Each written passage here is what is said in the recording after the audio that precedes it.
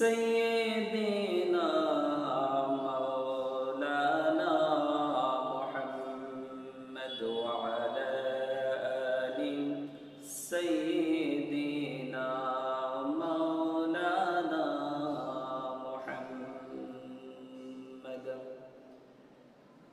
সম্মানিত হাজিরিন, আল্লাহ রাব্বুল আলামিন পবিত্র কোরআনুল কারীমের মধ্যে অনেক আয়াত নাযিল করে দিয়েছেন। এর মধ্যে থেকে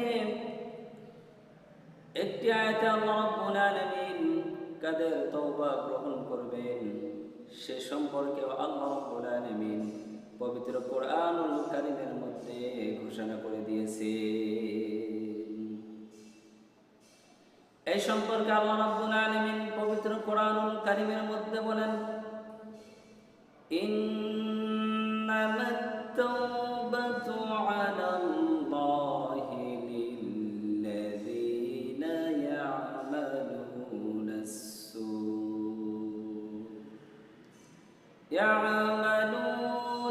সুআ বিজাহালাতিন থুম্মা ইয়াতুবুনা মিন করিব ফাউলাইকা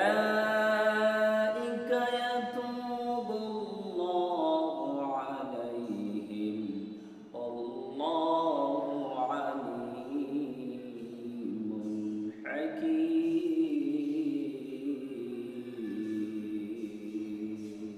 আল্লাহু আকবার।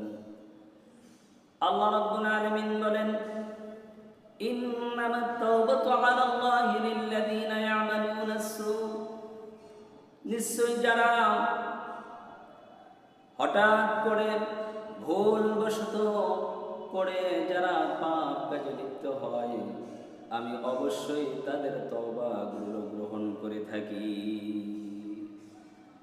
অর্থাৎ আল্লাহ রাব্বুল আলামিন বলেছেন, যারা ভুলবশত কোনো ভুল কাজ করবেন, কোনো অন্যায় কাজ করবে, অন্যায় কাজ করার সঙ্গে সঙ্গে তারা নিজেদেরকে সেই গুনাহের কথা স্মরণ করে অনুতপ্ত হয়ে, সেই গুনাহের কথা স্মরণ করেন, লজ্জিত হয়ে অতি দ্রুততার সহিত আল্লাহ রাব্বুল আলামিনের কাছে তওবা করে, তাদের তওবা আল্লাহ রাব্বুল আলামিন গ্রহণ করে।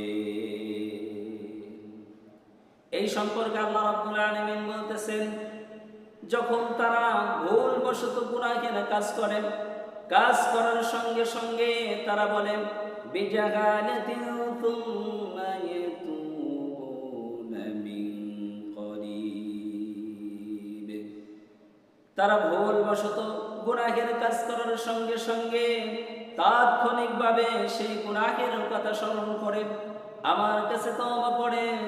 এরপর আল্লাহ রাব্বুল আলামিন বলতেছেন, ফাউলাইকা ইয়াতুবুল্লাহু আলাইহিম আল্লাহু আলীমুন হাকীম।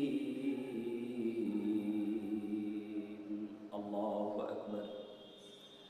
আল্লাহ রাব্বুল আলামিন বলতেছেন, আর তাদের তওবায় আমি গ্রহণ করে থাকি যারা অতি সত্বর তওবা গ্রহণ করেন, তওবা করেন, গুনাহের কথা স্মরণ করেন।